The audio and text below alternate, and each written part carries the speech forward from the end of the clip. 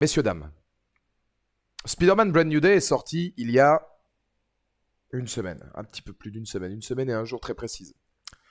Après son premier week-end d'exploitation, il était déjà à la bagatelle de 927 millions de dollars. Je crois que c'est le plus grand, et c'est assez fou quand même de dire ça quand tu sais les projets qui sont sortis récemment, et il me semble que c'est le plus grand démarrage de l'histoire du cinéma aux États-Unis. Devant les Avengers, devant les Avatars, devant tout ce que vous voulez. Le film doit probablement depuis avoir largement dépassé le milliard. Il dépassera probablement les 2 milliards. Deviendra-t-il le plus grand succès de l'histoire de Marvel? Ça, c'est une vraie question. On pouvait s'attendre à ce que le film soit un succès, évidemment, puisque ça restait quand même un film que beaucoup de gens attendaient. Mais à ce point-là, c'est énorme. La question que j'ai envie de vous poser, et vous allez pouvoir me répondre, parce que ça va être intéressant quand même de parler de cette Spider Hype. euh, Pourquoi aujourd'hui, Spider-Man Brand New Day est-il à ce point un carton? On peut se poser la question. Dustin Daniel Cretton a récupéré la réalisation de Spider-Man. Au revoir au semi-consanguin qu'est John Watts, qui sait pas maintenir une caméra et puis qui sait rien faire d'ailleurs de toute façon. Hein, je veux dire, je pense que l'équipe autour de lui était pas forcément super folichonne. Ah bah là, c'est sûr que quand t'as quelqu'un qui sait diriger ses acteurs, qui est bon aussi dans la post-prod, dans la photo, la mise en scène, qui a des idées de plan, des idées de gestion de voltige et notamment tout simplement des idées de réalisation intéressantes, bref, qui est un vrai réalisateur et pas un yes man. Ah, et bah oui, effectivement, oui, ça change. Effectivement, ça change. Euh, Moi, je considère que peut-être que la présence de ce réalisateur-là, qui avait notamment fait Shang-Chi, qui, alors bon, moi Shang-Chi, j'ai pas particulièrement apprécié, mais je sais que beaucoup de gens l'avaient en haute estime, notamment pour ses qualités de mise en scène. Ça, c'est vrai qu'on soulignait quand même pas mal les qualités de mise en scène du film. Je me dis, bon, c'est peut-être un élément à prendre en compte. Spider-Man, comme le dit Bart, est aussi le super-héros, l'un des super-héros les plus connus mondialement, et peut-être l'un des plus populaires. Avec Batman, ça se jauge. Pour moi, c'est vrai que d'ici Marvel, il y a Batman et il y a Spider-Man, et après, il y a le reste de l'humanité.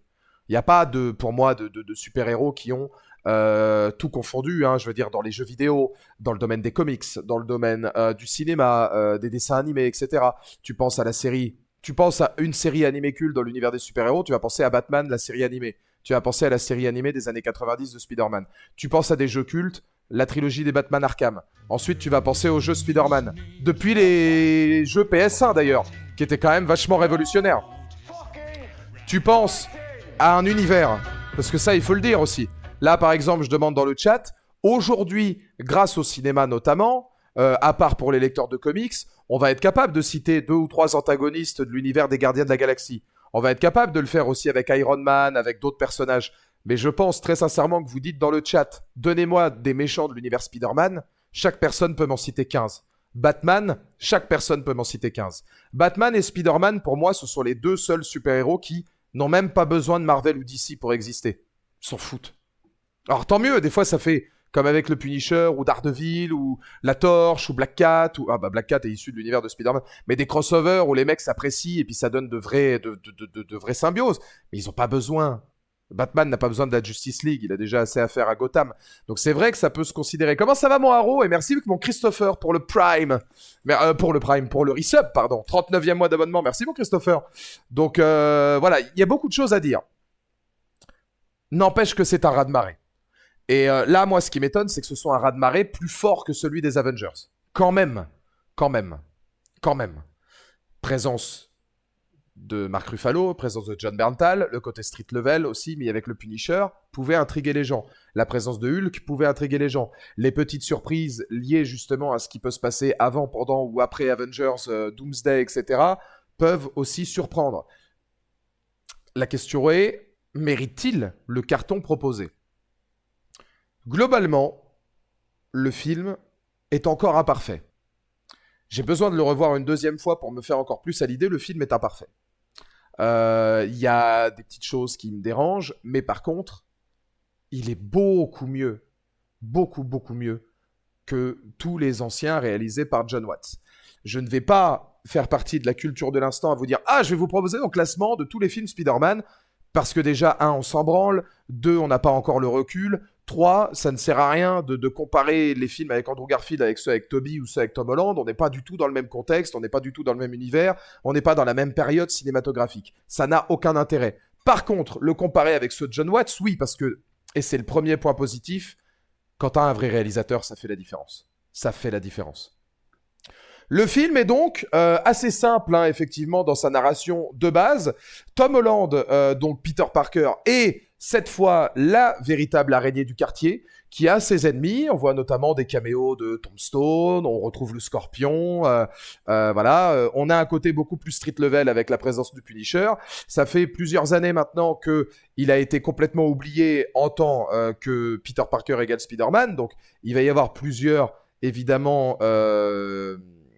scénarios hein, qui vont se proposer, plusieurs histoires qui vont se jumeler, notamment Spider-Man et comment il arrive à gérer humainement les problèmes qu'il peut avoir de cœur ou d'amitié avec ceux qui ne le reconnaissent plus, ce qui va notamment être un syndrome de stress et presque post-traumatique qui va faire en sorte que ses sens d'araignée vont prendre le dessus sur ses sens humains. Ça, c'est ce qu'on voyait dans les bandes annonces. Normalement, il fait des cocons, etc. Il a maintenant de la toile organique. Il y a beaucoup de choses qui sont intéressantes dans ce domaine-là. Donc, le domaine humain est étudié.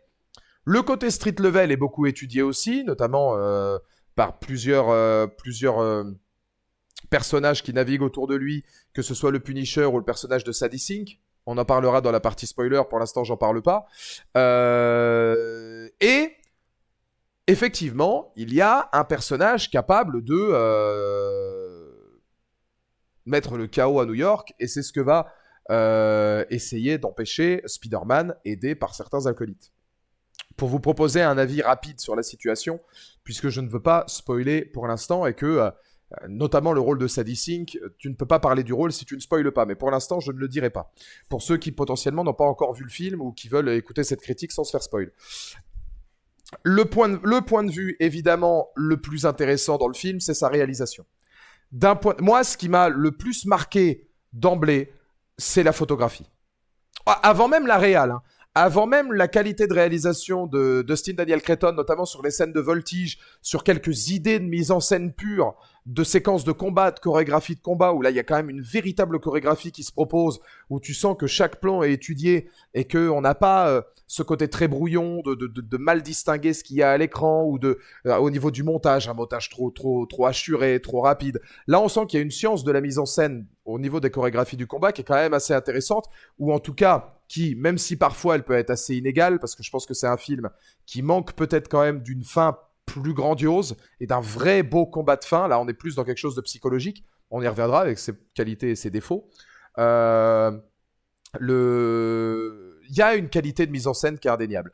Il y a aussi une qualité, et c'est comme je le dis, c'est le premier point, photographique indéniable. C'est beaucoup plus sombre. Ça va avec le personnage qui travaille sa solitude, qui est plus torturé, qui parfois navigue un petit peu du côté obscur. C'est intéressant. Ça l'est même parfois un peu trop, parce que je me suis dit, il y a de temps en temps des mises en scène, ou des plans, ou des séquences, où tu sens que l'opacité, les ombres, les trucs, ils ont mis tout quasiment sur une échelle de 1 à 10 sur Alien vs Predator Requiem. Ah, des fois, t'es pas à Alien vs Predator Requiem, mais tu peux être à 6 ou 7 quand même. Tu sens que par moment, c'est très sombre, et que ouais, le contraste, ils l'ont mis vraiment au bout. Donc il y a cette chose-là qui est quand même intéressante à souligner, mais pour le reste, bah ouais, tu vois au niveau des plans, même au niveau le flou d'arrière-plan, la cinématographie qui s'en dégage, ouais, là t'as un vrai réalisateur. Et ça change tout sur les séquences de voltige aussi. Il prend son temps, les plans à travers le masque, pour vraiment être au cœur non seulement de la séquence de voltige, mais aussi du mal-être de Peter Parker qui se sent seul.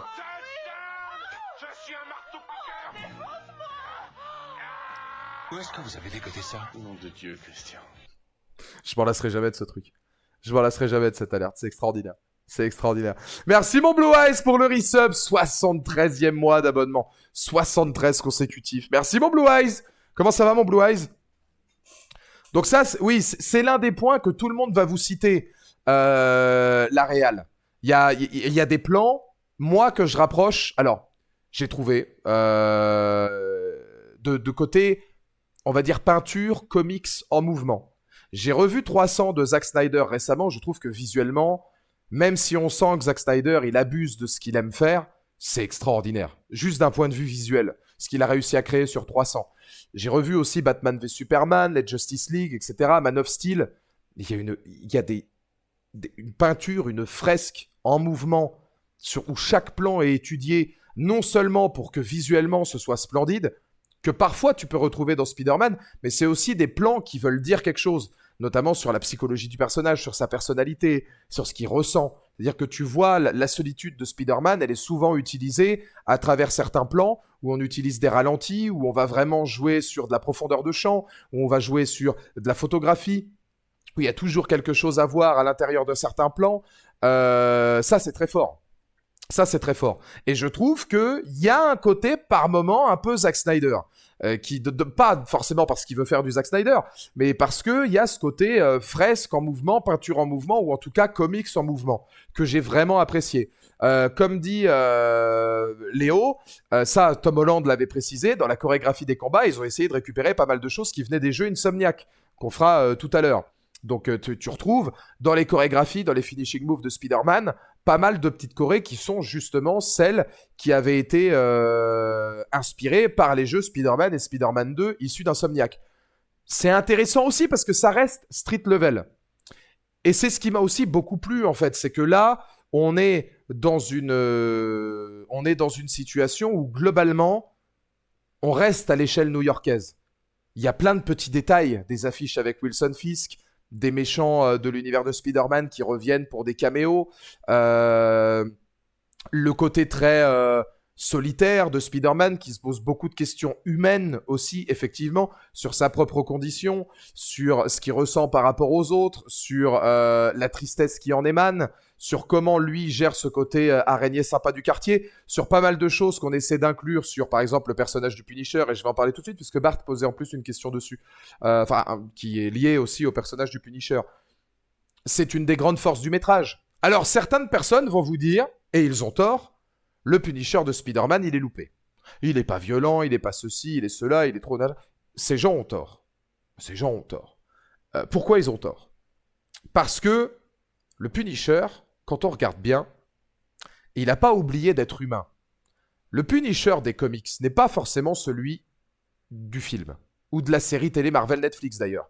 Le Punisher de la série Marvel Netflix, il s'inspire de quelques comics, notamment du côté de Garth Ennis, où par exemple, dans la saison 2 du Punisher, on regrettait déjà qu'il soit assez larmoyant avec Amy, qui prenne soin d'elle, parce qu'il y a une relation un peu père-fille qui s'installe. En même temps, Frank Castle, c'est quelqu'un qui a perdu ses enfants. C'est de la vengeance, donc ça reste un humain et un père avant tout. Et dans les bouquins de Garth Ennis, il se passe ça avec justement une jeune prostituée, dans un des comics dont est inspiré la saison 2, où il va la prendre sous son aile et il va y avoir un côté un petit peu père et fille, parce qu'il veut la sortir de cette condition, chose qu'il serait pas forcément obligé de faire. John Berntal a d'ailleurs dit que dans les prochains projets, non, la critique a commencé il y a un petit quart d'heure, Yann, on est en plein en train de parler du Punisher. John Berntal a dit d'ailleurs qu'il voulait donner un côté plus humain pour que maintenant, il garde son côté violent, mais que tout ça, il le mette au service des autres, plus uniquement dans la vengeance. C'est logique. Là, à un moment donné, le Punisher, il va plus pouvoir se venger de beaucoup de gens. Hein. Il a tué tout le monde. Hein. Je veux dire, parce qu'il y a ça aussi à prendre en compte. Oui, mais le Punisher, c'est la vengeance. Il faut toujours qu'il soit énervé. Mais tu veux qu'il soit énervé contre qui ? Le mec, il a un kill count de 4000. Il a tué Rousseau, il a tué tout le monde. Enfin, je veux dire, il a tué Billy Rousseau. Il va chercher Guillaume Rousseau. Il a plus personne. Donc, qu'est-ce que tu veux qu'il se venge encore de gens, lui ? Et voilà, maintenant, il se met au service d'autres personnes. Et il y a des gens qui considèrent que c'est pas crédible parce qu'avant, c'était violent, ceci, cela. Moi, je remets la chose dans la temporalité. Déjà, le Punisher, dans la série Netflix, il était déjà humain, avec Daredevil. Ils avaient ce côté clair et obscur. Sans citer le jeu très surcoté dont Renaud raffole. Il y avait Daredevil, le côté plus clair, on ne tue pas, même s'il y a une grosse part d'ombre, et le côté très obscur du Punisher, où il y avait cette fameuse phrase, il suffirait de très peu de choses ou d'un mauvais mardi pour que tu finisses comme moi. C'était vrai. Et là, globalement, on le voit déjà. notamment dans sa relation avec Karen Page, que Frank Castle reste un être humain. Dans la série Netflix du Punisher, on le revoit aussi, avec ses potes notamment de l'armée, avec Karen, avec la première nana qu'il rencontre dans la saison 2, avec Amy. Quand il arrive ensuite dans Born Again, on le revoit qu'il y a même s'il est un peu devenu solitaire et cinglé, on le voit qu'avec Matt Murdock, il y a un respect énorme. Quand il est dans One Last Kill, il a complètement vrillé, il a pété un câble. Mais il voit encore Karen, il voit sa femme, il voit ses trucs. Et moi, je suis assez d'accord, c'est vrai que ça peut être un point final à la vengeance. La vengeance est finie, il a vu ce qu'il avait été capable de faire aussi aux autres, donc il y a une vraie question de fond. Et derrière, il se met au service des autres, parce que là, maintenant, ok, il tue, il est violent, mais il se met au service des autres pour aider le peuple qui juge être capable d'aider. Ça devient un justicier. C'est pas un héros, ça devient un justicier, le Punisher. Il arrête sa quête de vengeance. Donc pour moi, en fait, le voir là, toujours dans cette volonté de tuer, parce que c'est quand même important. Dire que le Punisher n'est plus le Punisher, c'est faux. Et Sadie Sink qui veut la buter, hein. Très clairement. Hein. Il tire pour tuer, hein. Il est prêt à tuer une gamine de je sais pas quel âge elle a, 16 ans, 20 ans, enfin, il veut la tuer. Il s'en fout. Et il est pas loin de buter son pote, du coup, Spider-Man. C'est cohérent vis-à-vis du personnage. Mais maintenant, il y a un truc aussi à prendre en compte, c'est au niveau des dialogues. Quand il parle de sa femme, des trucs, etc., vous voulez un Punisher violent, mais si vous avez aimé Netflix, vous croyez qu'il va laisser Zendaya de côté ? C'est une gamine. Il va faire comme avec Amy, il va l'aider, même si ça lui casse les couilles.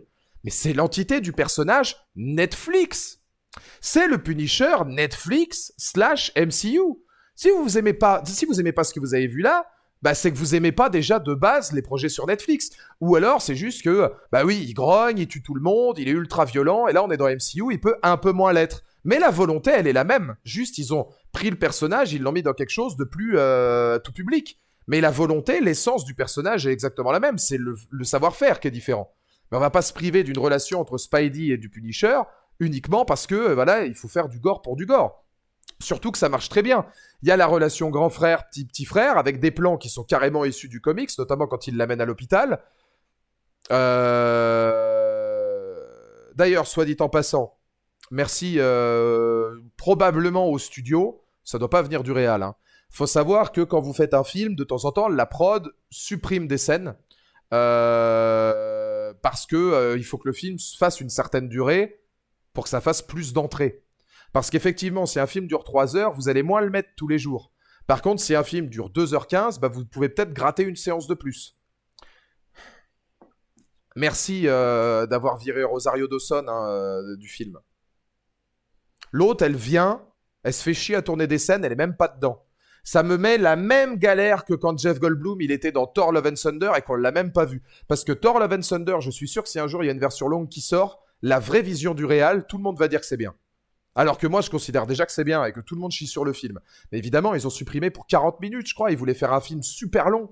Et ils ont supprimé plein de trucs. Ça casse les couilles parce que Jeff Goldblum, il était là, on l'a même pas vu. Et ben là, normalement, Claire Temple, qui jouait par Rosario Dawson dans la série Netflix, elle était censée être là. Et ça aurait été un bon caméo parce que tu rapproches encore plus les wagons. Et il y aurait pu y avoir des dialogues entre les personnages intéressants avec Claire. Bah non, elle a été virée au montage. Super, bah génial, bravo. Hein. Donc ça fait chier. Mais ce plan-là, en tout cas de lui qui amène Spider-Man, c'est un plan directement issu des comics. La relation est bien travaillée. Comme dit Bart, il veut exploser le temps qu'au début. Il peut y avoir quelqu'un à l'intérieur qui le conduit, qu'elle vive ou qu'elle meure, il s'en fout. Il est là pour exploser des trucs. Donc ça, moi, je trouve que c'est accurate vis-à-vis du personnage. Alors, attention. Le Punisher qui se met le masque de Spider-Man pour feinter tout le monde, pour que Peter puisse se barrer, ça, c'est de trop. Ça, vraiment, c'est de trop. Avec le truc du... Non, frère, non. Je veux bien, mais faut pas déconner. Je veux pas déconner. Le Punisher qui dit... Ah, tu sais, j'ai rencontré des gens courageux et j'ai jamais eu un ami comme toi, machin et tout, parce que toi, t'es incroyable. T'as connu Daredevil quand même, hein, puis t'as connu tous tes potes de régiment, puis t'as connu ceci, puis t'as connu cela. Bon, peut-être des petites phrases de trop. Voilà, ça c'est des petites phrases de trop, un peu à la Marvel, où on va en reparler après, c'est peut-être un peu trop larmoyant pour moi. Mais sinon, le personnage du Punisher, il est archi justifié. Il est très bon et archi justifié, il est cohérent avec le Punisher Netflix. C'est peut-être moins violent, mais c'est pas sa faute à lui, c'est le film qui fait ça. Là, je vais revenir sur ce que me demandait Bart. la scène de Hulk. Autant Hulk qui a encore ses lunettes et qui devient le professeur Hulk ou je sais pas comment là, moi j'aime pas ça. Un Hulk qui parle et qui est moitié machin, tout. Non, j'aurais préféré que cette scène-là, on commence direct avec le Hulk ultra vénère qui se contrôle plus. Pour un vrai retour d'un Hulk violent. Et globalement, je ne considère pas vraiment que... Alors, Hulk est important dans la narration parce que c'est lui qui donne notamment des idées de puce inhibitrice à Spider-Man. À part pour une scène d'action qui n'est qu'une scène d'action qui n'a lieu d'être que d'être une scène d'action, est-ce que c'était vraiment nécessaire? Je sais pas. Voilà, c'est pas ce qui m'a le plus marqué, la présence de Hulk dans Spider-Man. Notamment même pour les états d'âme des personnages, etc. Bon, je pense que tu mettais autre chose, c'était à peu près pareil. Trouver l'idée tout seul, c'était à peu près pareil. Mais l'idée d'avoir le Punisher qui affronte Hulk avec Spidey, le Street Level qui affronte le MCU, je trouve que c'est vachement bien. Parce que je le prends aussi d'un point de vue plus philosophique. C'est le street. Pour moi, il y a une signification que je vais vous donner. Déjà, d'un point de vue de mise en scène, ça donne quelques bonnes idées. Oui, ils auraient pu mettre au score, ou comme dit Bart, qu'on a le lézard ou des choses comme ça. Mais le lézard, comme ils l'ont déjà mis dans No Way Home, ça aurait peut-être fait redite. Tu vois, ils se sont peut-être dit, bon, on va pas. Puis là, ils avaient Mark Ruffalo, ils se sont dit, bon, on va mettre Hulk, ça rembroche encore plus les trucs. Ça se trouve, il y a peut-être un comics où Spider-Man a affronté Hulk, ils se sont dit, pourquoi pas. Moi, ça m'a pas marqué outre mesure. J'aime bien la mise en scène des combats parce que je trouve que le Punisher Street Level qui affronte Hulk, bah, c'est intéressant parce que c'est pour le coup de l'inédit et du jamais vu. Ça commence à te montrer un peu comment il pourrait inclure du Street Level dans d'autres grosses productions. Mais moi, d'un point de vue, on va dire, analytique et d'un point de vue plus de message, je trouve que c'est le Street Level qui refuse le MCU et j'adore. C'est-à-dire que Spider-Man est un film street level où on a métaphoriquement inclus le MCU et le blockbuster et le fantastique et le science dans ce film. Le Punisher et Spider-Man qui s'associent, je le vois un peu comme le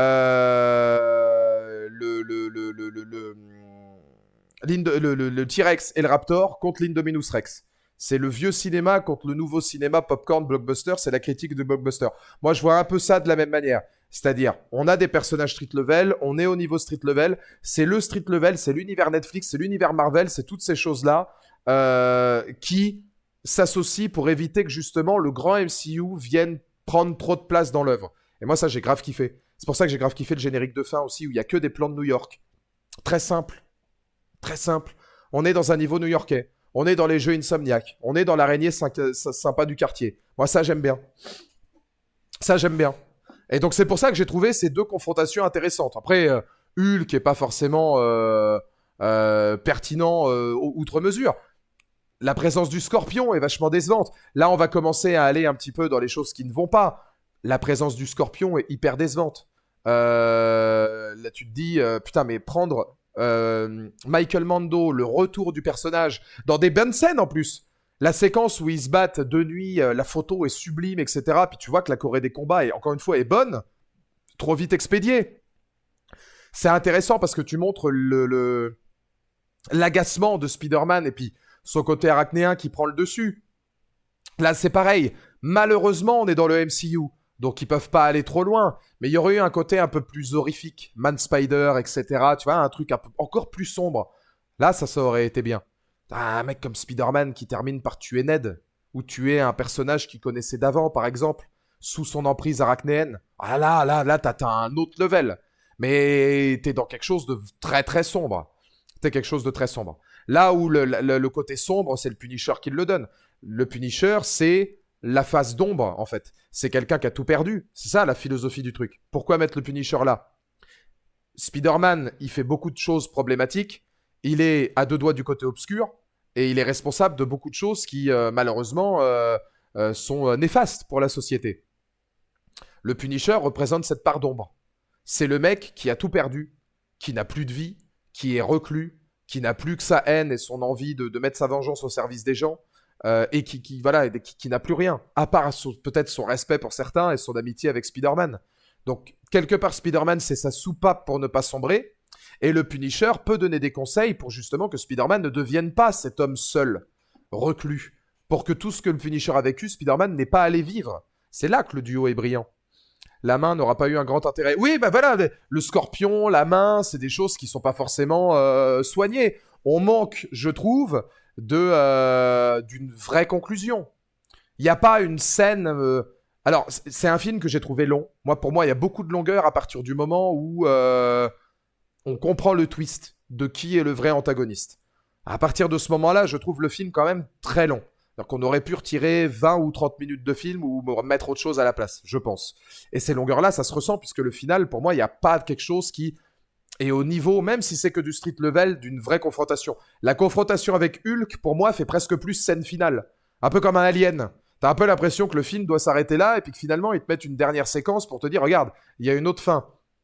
Et là, pour le coup, la fin, elle met une demi-heure à arriver, quoi. Alors après, t'as toujours ce côté Punisher qui tire pour tuer, et on est beaucoup plus dans de la philosophie, on est beaucoup plus dans quelque chose d'humain. Le discours entre Sadie Sink et Peter Parker, c'est le défaut de la qualité. T'as l'adresse du Five non, City Stade, tu tapes City Stade Mehdi, Gork, hein. Je pense pas qu'il y en ait beaucoup. Mais je vais la demander à mon pote Maxime, il sait où c'est, je vous l'enverrai. À ma prochaine pause, là, je vais demander à Nokes, là, je vais lui dire, tu peux envoyer l'adresse, s'il te plaît, parce que moi, je vois à peu près par où on y va, mais si je peux avoir l'adresse pour vous, c'est bien aussi. Il y a quelque chose, voilà, le défaut de la qualité. On est beaucoup plus dans un point de vue humain, street level, personnel, entre les protagonistes et le reste. Et donc, pour la résolution du film, dans des conversations entre eux pour résoudre le film. Mais c'est hyper larmoyant. Faire revenir Tante May encore, qui parle et qui, voilà, dans des espèces de bribes de conversation, moi, je trouve que c'est à un moment donné, on tourne un peu toujours dans le, dans le bien-pensant, dans le pathos et tout. Alors que le film, justement, avait réussi à ne pas y passer. Plusieurs fois, il te maintient en haleine.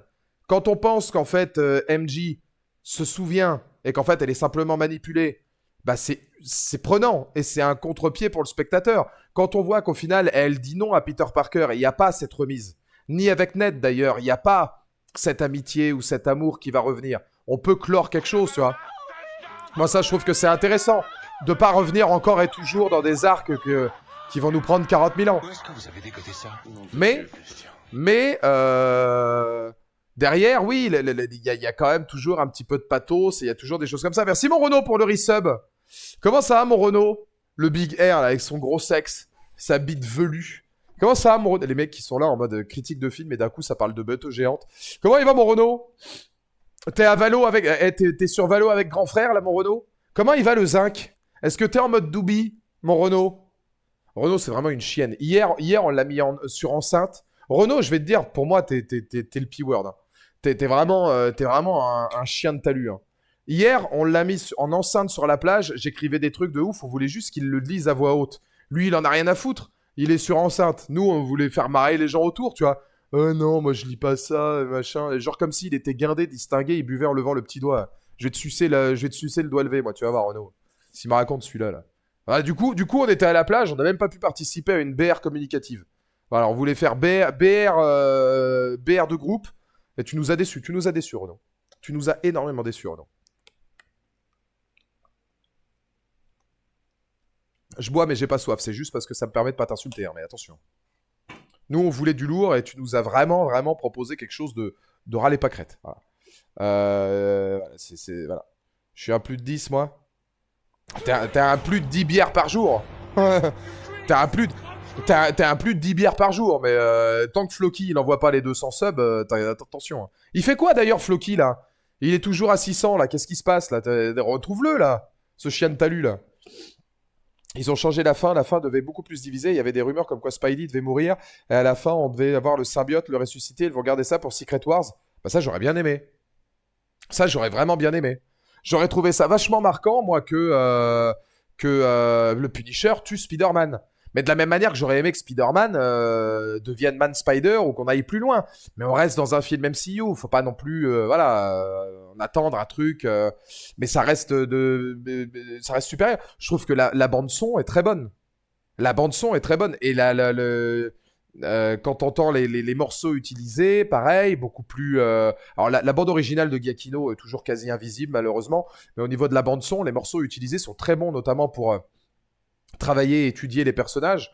Parce que tu utilises notamment Loser de Tame Impala, qui est vachement bien utilisé par rapport au montage et à ce que ça veut dire de la situation de Peter Parker dans le film.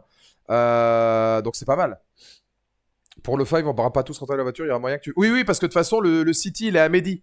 Donc comme c'est juste à côté de chez vous, je viendrai vous chercher, papy. Ouais, je viendrai en chercher un ou deux.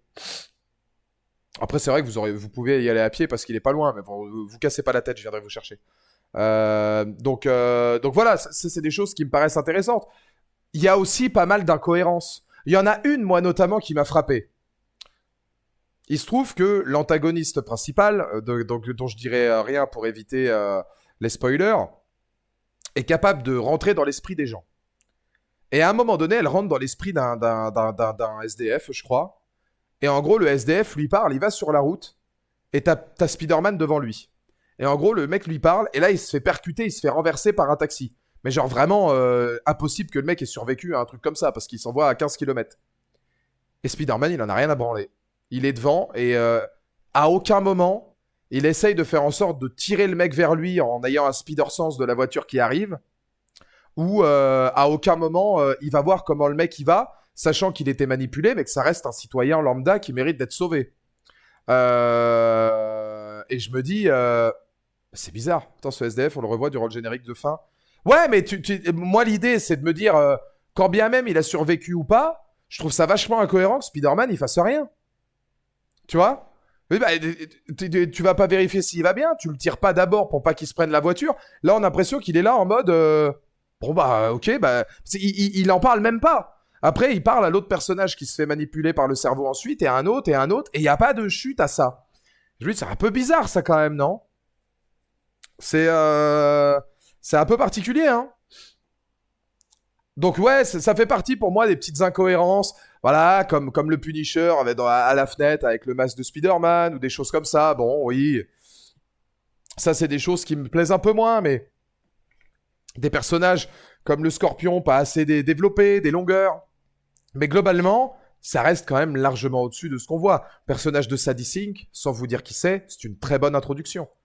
C'est une très bonne introduction. Et je vais vous dire quelque chose. J'ai vu le nouveau trailer, enfin le trailer de Avengers Doomsday, parce qu'on parle là de Marvel. Spider-Man me tente et me redonne envie d'aller le voir, parce que je pense que de 3 sur 5, je peux monter à 3,5, parce qu'il y a de vraies bonnes choses. La bande-annonce d'Avengers Doomsday, c'est une tragédie à quel point ça ne me fait rien du tout. Esthétiquement, c'est d'une faiblesse affolante. C'est d'une pauvreté visuelle absolument catastrophique. C'est à peu près aussi bien foutu que si tu regardais une bande-annonce en IA, hein, parce que maintenant en IA, tu peux faire la même chose. Il n'y a aucune hype sur les personnages qui est proposé, ni même sur les enjeux. Je rappelle qu'Avengers Doomsday, de toute façon, est un film raté en avance. C'est un aveu d'échec total, puisque Kang n'est pas là, et qu'ils ont dû bricoler des choses, et qu'à mon avis, ce sera éteint. Et c'est super triste de se dire que y a rien qui ressort de ça, quoi. Quand tu vois le côté street level du Punisher de Spider-Man et à quel point ils ont commencé à recapter un truc avec Born Again, etc., où c'est quand même des trucs plus sérieux et plus intéressants, là, tu vas revenir sur les Avengers, ça va être une bouillie créative comme on n'en a pas vu depuis longtemps, et c'est tant mieux qu'on n'en ait pas vu depuis longtemps. Je suis tellement sceptique que je me revois, moi, à la bande-annonce d'Infinity War, quoi. Avec les Gardiens de la Galaxie à la fin, les trucs, les machins. Là, c'est poussif. Le montage de la bande-annonce, tu vois vraiment que c'est monté comme toutes les autres bandes-annonces de Marvel. C'est, voilà, hein. Le retour de Captain America et Robert Downey Jr. est le plus grand aveu d'échec. Alors, Robert Downey Jr., oui. Indubitablement. Indubitablement. Le retour de Captain America, si c'est Captain America, c'est vraiment de la merde. Si c'est Captain Hydra, là, je dis OK. De la même manière que Deadpool et Wolverine, j'avais bien kiffé, moi. Faire revenir Johnny Storm, j'avais trouvé que c'était malin. Franchement, moi, j'étais dans le film, j'étais pris par le truc, je m'attendais pas du tout à le voir. Donc ça, j'ai trouvé que c'était plutôt malin. Si c'est Captain Hydra, dans une vision où à un moment donné, bon, bah voilà, les mecs sont manipulés et qu'on voit qu'il tient avec Doom, ok. Ok, mais si c'est vraiment Steve Rogers, Captain America, le retour du Captain America qu'on connaît, ou même d'un autre univers, ou de... non, nique ta mère, c'est bon, j'en ai marre. Donc moi, je pense que ce film sera un échec. Pas au financier, hein, mais je pense que ce film sera un échec d'intérêt. Voilà. Vu les teasers, ça me semble bien être notre Steve. Ah, et Captain Hydra, je vois pas comment il pourrait prendre le marteau de Thor, malheureusement. Mais j'espère, je prie, je prie. Infinity War et Endgame, niveau trailer, c'était zinzin. Ah bah c'était autre chose. Ah bah c'était autre chose, clairement. Oui, oui. Je pense que c'est une étape pour le soft reboot, avoir le traitement de Doom. Ça amène justement à la scène post-générique de Spider-Man. Alors, moi j'ai vu une information là-dessus, à voir un petit peu hein, ce qu'il en est. Beaucoup de gens se sont peut-être dit, tiens, Spider-Man, on a vu le tracker, etc. Un Spider-Man a été détecté dans un autre monde. Est-ce que c'est Tom Holland? On pense tout de suite, hein, est-ce que c'est Tom Holland, Andrew Garfield ou Tobey Maguire? J'ai vu quelqu'un qui disait que, en gros, Spider-Man... Alors, à prendre avec des pincettes, hein, parce que là, moi, je suis un peu perdu dans le lore, mais il se pourrait que Spider-Man Brand New Day se passe après Avengers Doomsday, ou pendant Avengers Doomsday. Ce qui veut donc dire que ce qu'on a vu, le tracker, ça pourrait être le tracker de Tom Holland, mais qui se serait trouvé dans le Battle World. Et donc, du coup, ce serait pas un teaser pour Doomsday, mais ce serait un teaser pour Secret Wars. Donc, en gros, là, on aurait déjà plus ou moins un trailer pour Secret Wars, puisque eux, on aurait le tracker de lui, et en gros, on pourrait se dire, bon, bah, Peter, maintenant, n'est plus dans notre monde, il est déjà sur le Battle World, on se poserait la question de qui est capable d'y arriver. Yelena est déjà là, donc ça fonctionne moyen.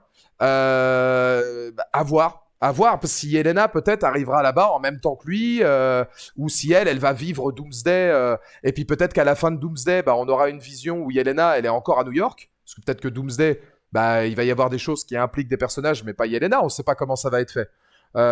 Donc, moi, au début, je me suis dit, bon, bah, Toby, ça va sûrement être Toby, parce qu'il y a beaucoup de gens qui pensent aussi que ça peut être un teaser pour...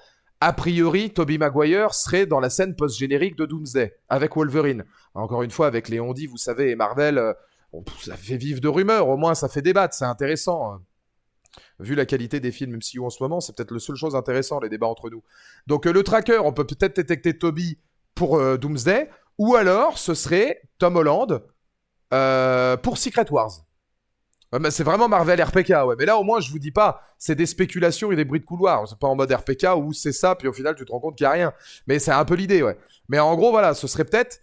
Et donc, peut-être que Doomsday impliquerait certains personnages, mais pas Yelena ou les nouveaux Avengers, par exemple. Ce serait peut-être d'autres. Peut-être l'accent sur les X-Men, Thor ou d'autres. Et puis que t'en as qui seraient restés à New York en attendant. C'est possible. Et donc, du coup, là, ce serait à voir. Il vient d'intégrer le Battle World. Pour ceux qui ne savent pas ce que c'est le Battle World... C'est un monde qui a été créé à partir de débris d'autres mondes qui sont rentrés en coalition. C'est-à-dire qu'en gros, les univers se fracassent les uns entre les autres, et il se trouve que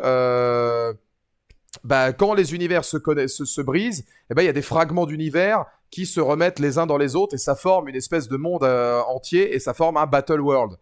Alors reste à savoir comment ils vont gérer ça pour potentiellement une idée de soft reboot ou de ceci.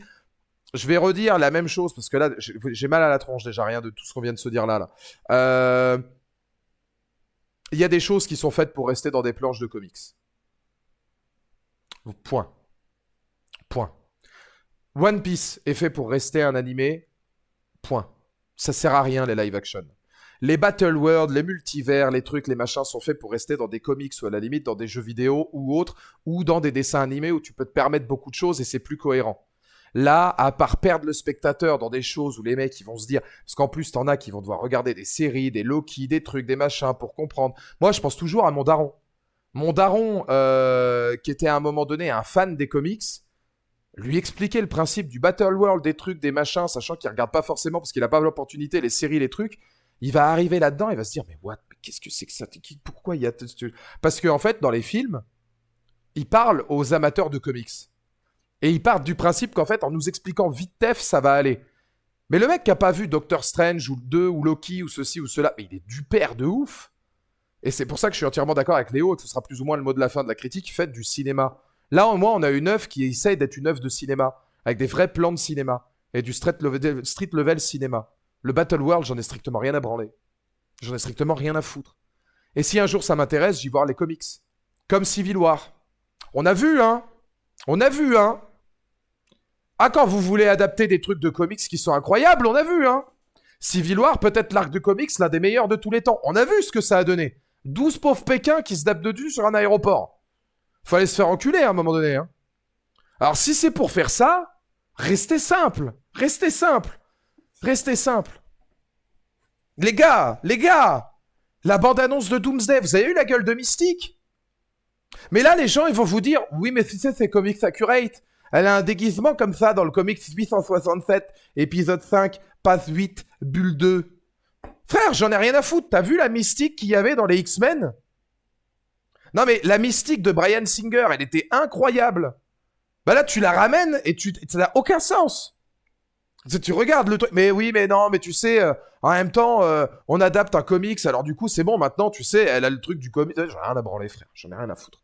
On est là pour avoir du cinéma, les gars. Bryan Singer, il faisait du cinéma avec les X-Men, en fait. Regardez la mystique de Jennifer Lawrence. Mec, à la fin, elle est bleu clair. Comment ils ont bousillé Mystique. Alors, je veux bien, hein, super, elle a un costume maintenant qui est un peu plus comics accurate. L'autre, elle est bleu clair. Elle a commencé, elle avait vraiment son design de Mystique. Plus les films passent, plus au maquillage, elle devait dire j'ai pas envie, ou ceci ou cela. Elle fait non, mais arrête ça. Arrêtez ça. Arrêtez, vous voulez tellement être raccord avec le truc que vous oubliez en fait de faire du cinéma. Vous oubliez de faire du cinéma. Mystique, moi j'ai peur pour Diablo et les autres. Hein. Son maquillage dans Dark Phoenix, bah heureusement qu'elle est là que 10 minutes, hein, parce que vraiment, oui, c'est une catastrophe. Je pense que Jennifer Lawrence, elle avait plus envie non plus. Hein. Ouais, elle a dû prendre un gros chèque, mais moi j'adore Jennifer Lawrence, attention. Hein. Puis le film est à chier, donc moi je suis d'accord avec elle. Mais je sais pas, moi je me dis, vous allez perdre des gens. Hein. Vous allez perdre des gens avec des trucs Secret Wars, les trucs, les machins. Les gens comprennent plus. Et c'est pour ça qu'ils y vont plus. Là, ce film-là est un raz-de-marée, mais Marvel, les derniers films qu'ils ont fait, dites-moi si je dis des conneries, mais au box-office, c'est mauvais. Hein. Les films de super-héros, de toute façon, au box-office, là, en ce moment, ça marche plus. Regardez Supergirl. En même temps, vous avez vu la gueule de Super... Pareil, vous avez eu la bande-annonce de Supergirl.